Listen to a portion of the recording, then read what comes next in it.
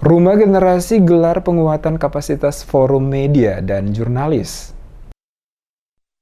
Belasan jurnalis dari berbagai media baik elektronik, cetak maupun online di Kota Ambon ikut dalam kegiatan penguatan kapasitas forum media dan jurnalis yang diselenggarakan oleh Rumah Generasi. Dengan menggandeng Bursa Pengetahuan Kawasan Timur Indonesia atau BAKTI, Rumah Generasi melaksanakan kegiatan penguatan kapasitas forum media dan jurnalis yang berlangsung selama 2 hari dari tanggal 13 sampai 14 September 2023 di Kota Ambon. Koordinator Program Inklusi Rumah Generasi Jemi Talakua saat diwawancarai mengatakan harapannya bahwa dari kegiatan penguatan kapasitas forum media dan jurnalis ini, nantinya pemberitaan media akan lebih memiliki unsur inklusi. Pihak Rumah Generasi mencoba merangkul rekan-rekan media untuk sama-sama mendiskusikan hal-hal yang dianggap penting soal inklusi, menyangkut perspektif gender equality, disability, dan social inclusion. Peran media, kata Talakua, sangat penting untuk memastikan keberpihakan atas kesetaraan gender, disabilitas, dan inklusi sosial atau yang disebut GEDSI, Gender Equality, Disability, and Social Inclusion.